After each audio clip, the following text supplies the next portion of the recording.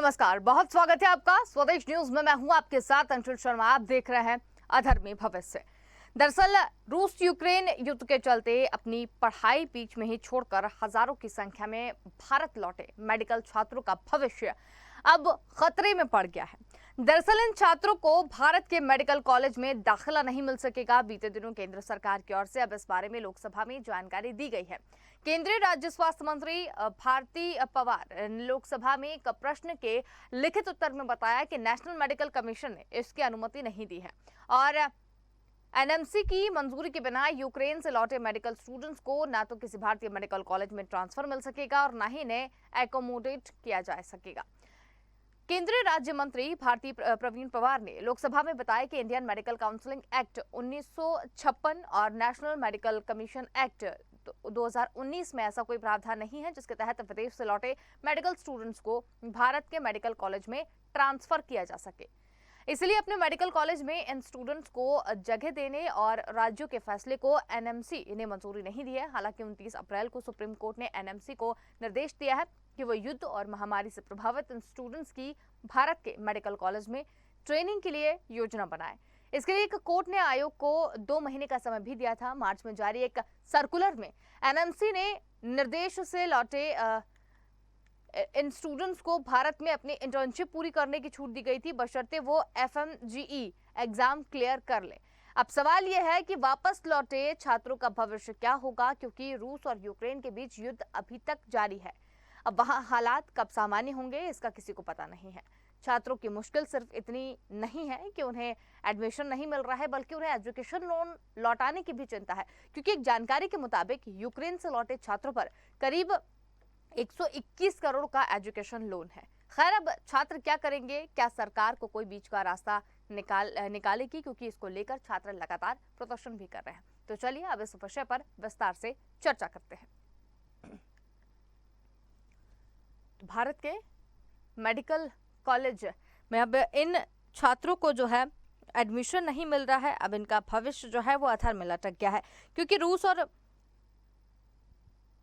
और यूक्रेन में लगातार अभी भी जो युद्ध है वो अभी भी जारी है और अब इनका भविष्य क्या होगा इस पर अलग बात की जा रही है।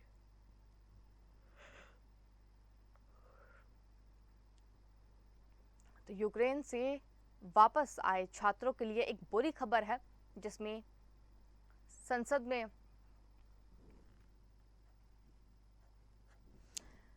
तो यूक्रेन से लौटे छात्रों के लिए बुरी खबर, और इसी पर आज हम चर्चा करेंगे। क्या सरकार बीच का रास्ता निकाल रही है? मेहमान हमारे साथ यहाँ पर जुड़ चुके हैं, जिसमें नेता बीजेपी हमारे साथ में गोपाल पाठक हैं, प्रताप सिंह पूर्व विधायक कांग्रेस से हमारे साथ में है, और यूक्रेन से लौटे छात्र पवन हमारे साथ में है। आप तीनों का ही बहुत स्वागत है।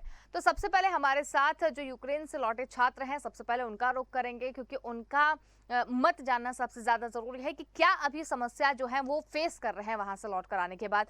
पवन, बहुत स्वागत है आपका। आपसे जानना चाहेंगे कि भारत के मेडिकल कॉलेज में दाखिला नहीं मिल रहा है, ये बात जो है वो निकलकर सामने आई है। भविष्य आपका कहीं ना कहीं अधर में लटक गया है, क्या लग रहा है आपको? मैम ये देखिए, बहुत आप सुन पा रहे हैं मैम? जी मैम, ये बहुत चिंता का विषय है मैम। हम लोग जब ये मैम न्यूज हमारे सामने आई, हम लोग तो बहुत परेशान हो गए मैम। हमारे पास 2 ऑप्शन थे कि या तो हम वापस यूक्रेन जाएं, जो अभी पॉसिबल बिल्कुल भी नहीं है मैम। और यूक्रेन से मैम न्यूज आ रही है, जो हमारे डीन है वो बता रहे हैं हमें कि आप 2 ऑप्शन आपके पास हैं, या तो आप क्लास ऑनलाइन लीजिए या फिर आप यहाँ पे वापस आइए। मैम वापस आना पॉसिबल है ही नहीं। और मैम जो दूसरा ऑप्शन है क्लास ऑनलाइन लीजिए, मैम वो कहीं ना कहीं ठीक है, लेकिन उसके ऊपर एनएमसी कह रही है कि अगर आप क्लास ऑनलाइन लेते हैं तो आपको एग्जिट एग्जाम देने के बाद जो नॉर्मली जो इंटर्नशिप 1 साल की होती है वो आपको 2 साल देनी पड़ेगी। तो मैम ये चीज समझ में नहीं आ रही है चीजें मैम। धीरे धीरे पता नहीं क्यों इतनी मैम ये इस तरह से प्रॉब्लम क्रिएट होती जा रही है मैम हमारे लिए, एक के बाद एक। मैम अब समझ में नहीं आ रहा कि हम लोग क्या करें मैम। बिल्कुल पवन, लेकिन जिस तरीके से भविष्य की तो यहाँ पर बात समझ में आई, आपने जिस तरीके से कहा कि सरकार ये चीजें कर रही है, अब कब तक ये युद्ध चलेगा ये भी नहीं बताया जा पा रहा है, अब क्या होगा वो भी नहीं बताया जा रहा है। आपको क्या लग रहा है, मतलब व्यक्तिगत तौर से आपको अभी क्या जो भावना है वो आ रही है कि अब क्या होगा, किस तरीके से हमें आगे पढ़ाई करनी चाहिए या क्या करना चाहिए आगे? मैम अभी तो हम लोग जैसे कि मैं अपनी बताऊं मैम, मैं लाइब्रेरी जा रहा हूँ क्योंकि मुझे मेरे यूनिवर्सिटी से कोई प्रॉपर इन्फॉर्मेशन नहीं आ रही है मैम। और मैम बात करें इंडियन गवर्नमेंट की, एनएमसी की, उन्होंने साफ साफ कर दिया मैम कि हम लोग वो एनएमसी जो है, इंडियन गवर्नमेंट जो है, गवर्नमेंट कॉलेज, हमें उन्होंने मैम हमें एडमिशन नहीं मिलेगा मैम, हमारा यहाँ पे ट्रांसफर नहीं हो पाएगा। तो मैम अब तक ठीक था मैम, अब तक ऐसी कोई खबर सामने नहीं आई थी मैम। तो पढ़ रहे थे मैम, थोड़ा बहुत कोशिश कर रहे थे कि आसपास कहीं हॉस्पिटल में जा सकें मैम, थोड़ा कोशिश मैम प्रैक्टिस कर सकें, प्रैक्टिकल एक्सपोजर ले सकें मैम। लेकिन ये जो न्यूज सामने आई है मैम, इसके बाद अब बिल्कुल समझ में नहीं आ रहा है कि आगे पढ़े भी, हमारी जो मैम जो डिग्री है वो मिलेगी भी, या फिर मैम ऐसे ही हम लोग मैम रह जाएंगे अधूरे। चलिए ठीक है, हमारे साथ में बीजेपी और कांग्रेस से हमारे साथ में पैच हैं। अभी हम नेता बीजेपी गोपाल पाठक जी हमारे साथ में हैं। गोपाल जी, क्या कहना चाहेंगे आप? क्योंकि जब वहां से आए थे तब केंद्र ने कहीं ना कहीं आश्वासन दिया था कि ये लोग यहाँ पर आ जाएंगे तो कुछ ना कुछ बीच का रास्ता जो है वो निकाला जाएगा, लेकिन अब जो खबर निकलकर सामने आ रही है वो साफ तौर पर यही है कि अब इनको जो भारत के मेडिकल कॉलेज है उसमें दाखिला नहीं मिल पाएगा, तो भविष्य तो अधर में अटक गया इन लोगों का। अंशुल जी धन्यवाद। देखिए, मैंने बड़ा गौर से सुना जी। जिस तरह से भारत सरकार ने जिस समय यूक्रेन में जो क्राइसिस चल रहा था उस समय जितनी तत्परता से इनका साथ दिया इन सभी छात्रों को, कि हमारे छात्र हैं, हमारे देश के नागरिक हैं, इनको तुरंत भारत बुलाया। देखिए, जहाँ बात थी कि कुछ ना कुछ के लिए, अब मैं इनसे ये पूछना चाहता हूँ कि किस जगह इनको एडमिशन दिलाया जाए। भाई, यहाँ एक परीक्षा होती है नीट, आप उसका एग्जाम दीजिए, एग्जाम के बाद आप उसे क्रैक कीजिए, उसके बाद आप एडमिशन लीजिए। जो व्यवस्था बनाई गई है उससे हटके तो नहीं किया सकता। हमारे सर, तो ये तो फिर शुरू से तैयारी शुरुआत करने वाली बात हो जाएगी ना। ये कुछ लोग कुछ फर्स्ट ईयर के थे, कुछ सेकंड ईयर के थे, किसी का कुछ खत्म ही होने वाला था, ये वो छात्र हैं। देखिए, ये अंशुल जी, ये इनका अपना निजी फैसला था कि ये विदेश में पढ़ाई करने गए। भारत में भी बहुत सारे छात्र हैं जो कोटा में, दिल्ली में, न जाने कहाँ कहाँ तैयारी करते हैं और कई साल तैयारी करते हैं और फिर भी कामयाब नहीं हो पाते। तो ऐसे में जगह निश्चित जगह है। अगर उन जो बच्चे यूक्रेन से या किसी और कंट्री से आकर यहाँ एडमिशन ले लेंगे तो बाकी जो और बच्चे हैं फिर उनका भविष्य का भी हमें ख्याल रखना होगा। तो इसलिए अब ये लोग तो वही पढ़े लिखे हैं और क्वालिफाइड लोग हैं, तो क्यों ना ये इसकी तैयारी करके और फिर एडमिशन लें। ठीक है, हमारे साथ में प्रताप सिंह पूर्व विधायक कांग्रेस से हमारे साथ में जुड़े हैं। प्रताप सिंह जी, आपका क्या कहना है? दोनों ही पक्षों को आपने सुना होगा। जी, मैं धन्यवाद देता हूं आपके चैनल को। मैं सिर्फ एक बोलना चाहता हूं कि जिस क्राइसिस से ये लोग गुजरे हैं और वो क्राइसिस अभी भी चल रहा है यूक्रेन में, बिल्कुल जिस प्रकार सरकार ने तत्परता से उनको लाए तो जरूर और ये आश्वासन दिया है कि हम लोग कोई ना कोई बीच का रास्ता निकालेंगे, लेकिन इन बच्चों का भविष्य अंधकारमय है, क्योंकि सरकार ने उनके लिए यहाँ लाकर उनको अधर में छोड़ दिया है। सरकार को ये चाहिए कि जो उनका एजुकेशन लोन है या तो उसको वापस कीजिए, उसके लिए कुछ सरकार अपनी तरफ से व्यवस्था करे जिससे कि उनका वापस हो, क्योंकि उसको आर्थिक रूप से जिस बच्चे के माँ बाप ने उनको विदेश पढ़ने के लिए भेजा था, क्योंकि हमारे देश में मेडिकल कॉलेज में इतनी जगह ही नहीं थी, इसीलिए तो लोगों के लिए मजबूर होकर वहां जाना पड़ा। जब मजबूर होकर जब वहां जाना पड़ा तो ये सरकार का कर्तव्य है कि जब उनको लेके आए हैं तो कोई आप उन्हीं के बच्चे के माध्यम से मैं जाना चाहता हूँ कि कोई सेकेंड ईयर में, कोई थर्ड ईयर में, उनकी फाइनल ईयर होने वाली है, अब वो यदि पुनः प्रवेश करेंगे नीट के द्वारा तो ये संभव नहीं है, ओवर एज भी हो जाएंगे। बिल्कुल बिल्कुल। तो ये सरकार को चाहिए उनका एजुकेशन लोन जो बच्चों ने लिया है उसको भी माफ किया जाए, जिसमें कि उन बच्चों के लिए एक आर्थिक बोझ कम हो। और दूसरा, जो हमारा कोर्ट कह रहा है कि बीच का रास्ता तत्काल ही निकाल लें, जिसमें कि उनको समय रहते हुए उनके लिए एजुकेशन में जो अधूरा पड़ा है उनका पूर्ण हो सके। बिल्कुल, बहुत ही अच्छी बात आपने यहाँ पर कही। गोपाल जी, सवाल मेरा भी आपसे ये है, बिल्कुल आप कहिएगा, एक सवाल और बता दीजिए, उसके बाद में जो है आपको कहिएगा कि यहाँ पर आपने बहुत अच्छी बात कही कि चलिए हमारी एक व्यवस्था है नीट की, आप प्रिपरेशन करें और उसके बाद आप आगे जाके करें, शुरू से शुरुआत यहाँ पर हो जाएगी। प्रताप जी ने एक बात कही कि भाई ओवर एज भी हो सकते हैं, है ना, उसके बाद में चीजें भी खत्म हो जाएगी। अब जो लोन की बात है, 121 करोड़ का लोन जो है वो इन छात्रों के ऊपर है, तो फिर ये कैसे होगा?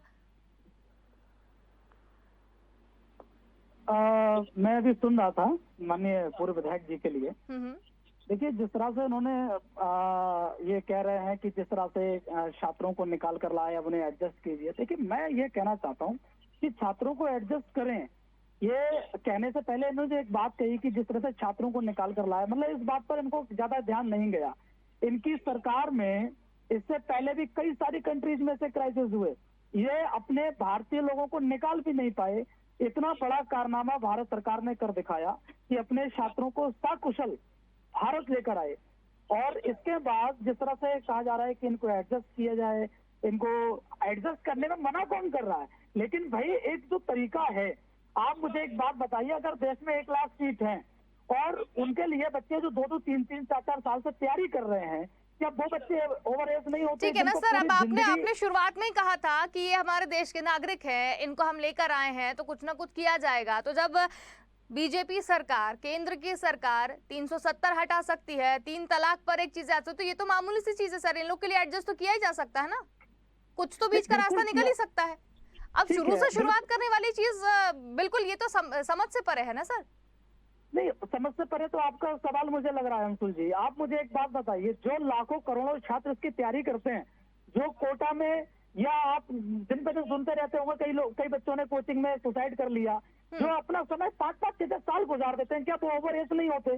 क्या उनके स्थान पर ऐसे एडमिशन ले लिया जाए, सिर्फ इसलिए एडमिशन ले लिया जाए कि ये बाहर से आए हैं और इन्होंने जो है हालात के मारे हैं? तो हालात के मारे बहुत सारे लोग हैं।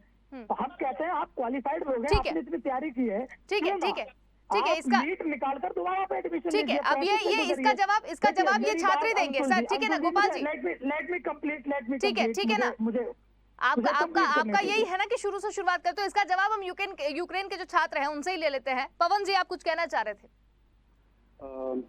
सर, आप कभी कोटा गए हैं? क्या आपने सर कभी वहाँ कोचिंग ली है? आप कितना जानते हैं सर, जो बच्चे बाहर जा रहे हैं वो बिना कोचिंग लिए वहाँ जा रहे हैं सर। मैं खुद सर 2 साल कोचिंग ले चुका हूँ सर। मैं जनरल कैटेगरी से बिलोंग करता हूँ सर। जब मुझे लगा कि मेरी जो मेहनत है और जो मुझे मार्क्स चाहिए, वो मुझे एक लंबा टाइम चाहिए, एक साल, 2 साल, 3 साल कोचिंग के अंदर मैं यहाँ नहीं कर पाऊंगा। तो मुझे अपना टाइम बचाना था, और अपनी फैमिली को, ऐसा नहीं है कि हर बच्चा जो बाहर जाता है वो फाइनेंशियली स्ट्रांग हो सर। जुगाड़ करके यहाँ वहाँ से थोड़ा बहुत अरेंज करके हम लोग वहाँ जाते हैं सर। कुछ होंगे सर जो अच्छे खासे परिवार से भी आते होंगे, लेकिन सर देखिए, ये राजनीतिक जो मुद्दे हैं वो बच्चों पे आप प्लीज लागू ना करिए। राजनीति की जगह रहने दीजिए सर। ये भविष्य है सर, जो डॉक्टर हैं ये आने वाले हमारे देश का सर भविष्य है, यही संभालेंगे सर। चीजें होंगी जो इमरजेंसीज होती है सर देश में, तो प्लीज मैं आपसे एक विनती करता हूँ, एक बड़े भाई की तरफ प्लीज इस मुद्दे को समझें और इस पे उस तरह से डिबेट करें। बिल्कुल पवन, लेकिन जिस तरीके से एक रास्ता इन्होंने बताया, ये हम आपसे जस्ट व्यक्तिगत जानना चाहते हैं कि ये बोल रहे हैं कि एक व्यवस्था बनाई गई है। अब इनका भी अगर तर्क मान लिया जाए कि भाई जो इतने सालों से तैयारी कर रहे हैं, तैयारी करने के बाद 4-4, 5-5 साल होने के बाद इन्हें सीट्स मिलेगी, तो उसके बाद अगर ये आते तो शुरू से शुरुआत करने में आपको क्या क्या दिक्कतों का सामना करना पड़ेगा? मैम, दिक्कतें हमें वहाँ भी हुई है मैम। जो जितनी भी कंट्रीज हैं मैम, ये यूरोपियन कंट्रीज जो हैं, इनमें हमें पढ़ाया नहीं जाता। इनमें हर दिन हमारा टेस्ट होता है, आपको पढ़ने के लिए दिया जाता है, आप क्लास में जाएंगे, आप सुनाएंगे, आपको पढ़ाने वाला कोई नहीं है मैम। हर दिन हमारा मैम वहाँ पे एग्जाम होता है। यहाँ आने के बाद मैम और बात कर रहे हैं कि सरकार ने इन बच्चों को उस देश से इवैक्यूएट किया था। मैम, हमें पता है, उस टाइम पे मैं वहाँ पे था, मुझे पता है कि सरकार ने कितना क्या किया है। तो वो चीज मैं ये जानना चाहता हूँ, तो सरकार क्या करे आपके लिए? मैं बस एक ये जानना चाहता हूँ कि क्या करे सरकार? सारे नियम तोड़कर कहाँ आपको एडजस्ट करे? आपको क्या लगता है? अब मैं आपसे ही पूछना चाहता हूँ, कहाँ आपको एडजस्ट करे? सर मेरे हिसाब से सर, जो मैं भी एक स्टूडेंट हूँ, जैसा मैं जानता हूँ सर, रसिया से, किर्गिस्तान से, कजाकिस्तान से, ये कुछ कंट्रीज हैं जहाँ से सामने से प्रपोजल आया है, इन बच्चों को आप हमारे कंट्रीज में शिफ्ट करा दीजिए, फीस वगैरह का अरेंज करके प्रॉपर सर। जो फीस हम यूक्रेन में दे रहे थे वो फीस हम उन कंट्रीज में दे सकते हैं। और सर अगर बात इंडिया में ही रह के करने की जैसी बात है, तो सर कोई भी एक एग्जाम आप सेट कर दीजिए। अगर आपको बात हमारी जो काबिलियत पे हमारी शक है, तो आप कोई भी एक एग्जाम सेट कर दीजिए। ये एक कॉमन एक एग्जाम है, अगर इस एग्जाम को आप क्रैक कर पाते हैं तो तो ही इंडिया में आपको एडमिशन के बारे में सोचा जाएगा। सर काबिलियत स्टूडेंट्स में भी है और ठीक है काबिलियत पवन, ये जानकारी कहाँ से आपको मिली कि जो और भी दूसरी कंट्रीज हैं वो इस तरीके का प्रपोजल लेके आई हैं? मैम रशिया, किर्गिस्तान, ये कुछ कंट्रीज है मैम जहाँ पे मैम खुला प्रपोजल है। मैं भी थोड़ा कनेक्टेड रहता हूँ मैम, जो आजकल जो न्यूज है, आजकल जो डिप्लोमेसीज हैं उनसे मैम, तो मैम वहाँ से ये न्यूज सामने आई है मैम। और वो मैम ये स्टार्टिंग से ही था, वो कंट्रीज तो मैम चाहती हैं कि हमारे यहाँ बच्चे आए। और ये चीज मैम अभी भी मैं पता नहीं क्यों ये गोपाल पाठक जी हैं जो हमारे बड़े, क्यों इस पर राजनीतिक मुद्दा लेके चल रहे हैं। बिल्कुल गोपाल जी, ये प्रपोजल भी तो ठीक है ना, यहाँ तो ना नियम टूटेंगे ना कुछ होगा। अगर प्रपोजल है तो उस पर भी सरकार काम कर सकती है ना।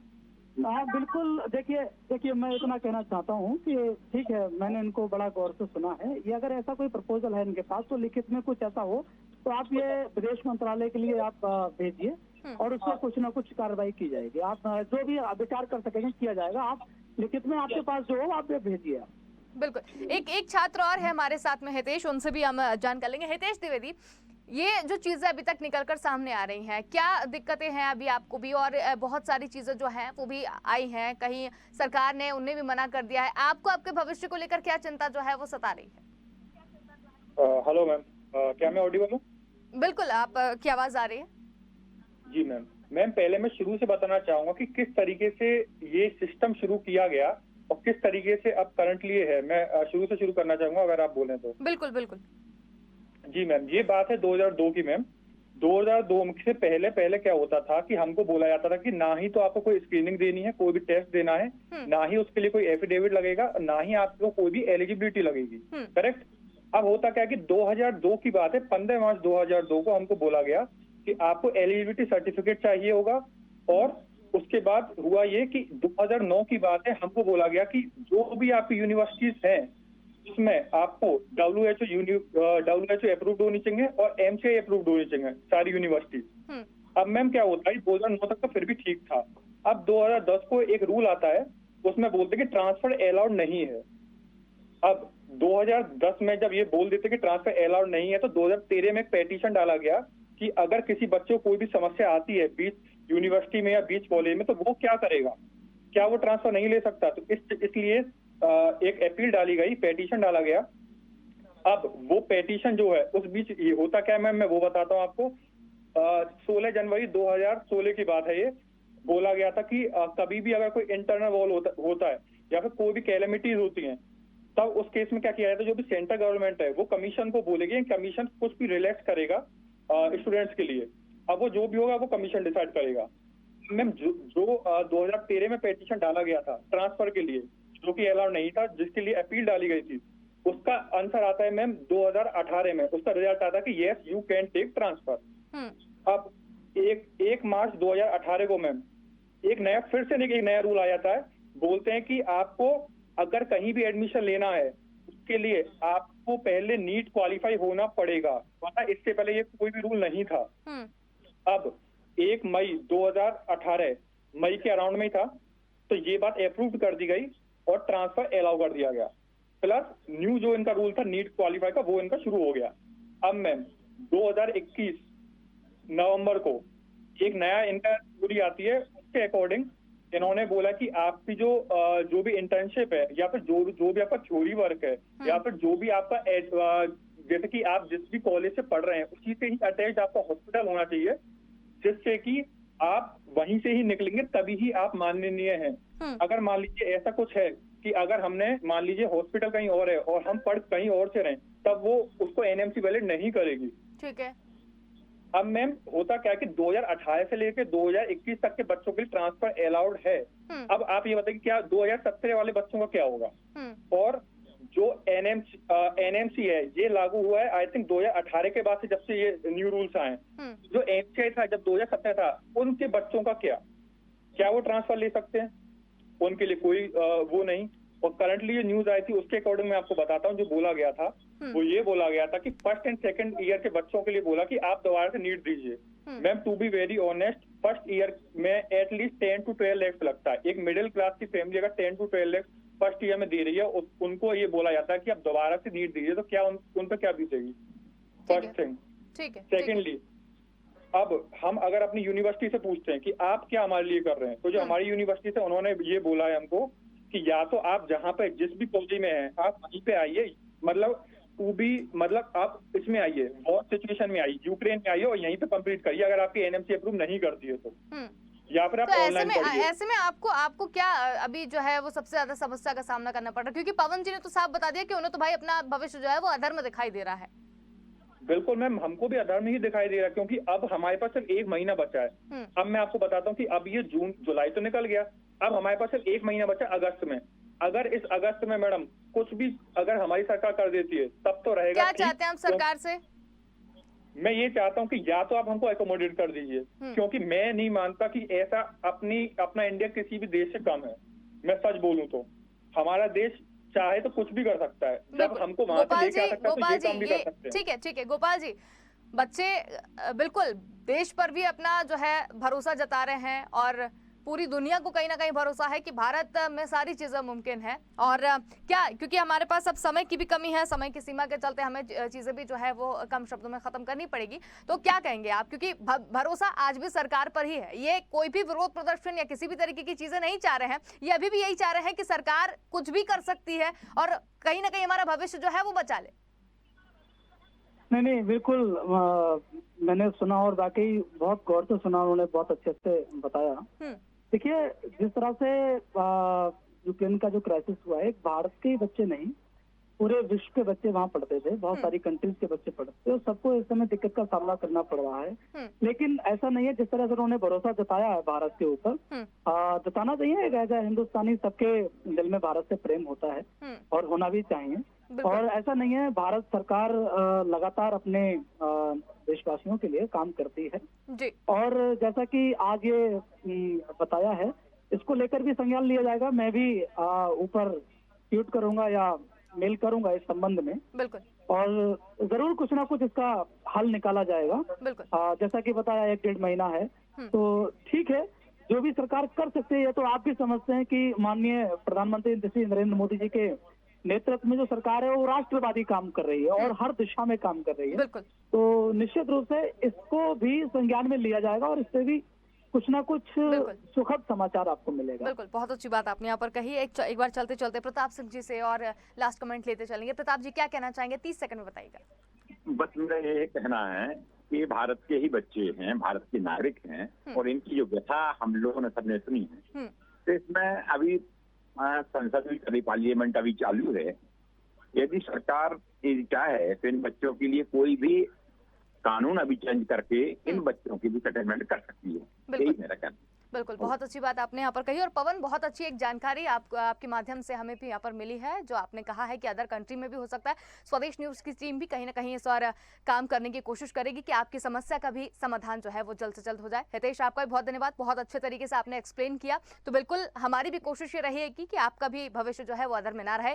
और एक बार फिर अपील स्वदेश न्यूज की तरफ से, गोपाल जी आपको भी, सरकार आपकी है, इन बच्चों का भविष्य जो है वो आप देख लीजिए, अधर में ना अटके और जो भी समस्या है वो जल्द से जल्द समाप्त हो जाए। बहुत धन्यवाद आप सभी का हमारे साथ में जुड़ने के लिए और तमाम चर्चा में हमारे साथ शामिल होने के लिए। तो भारत के मेडिकल कॉलेजों में अब एडमिशन जो है वो यूक्रेन से लौटे हुए छात्रों को नहीं मिल पा रहा है और उसके लिए कहीं ना कहीं बच्चों को जो है वो समस्याओं का सामना करना पड़ रहा है।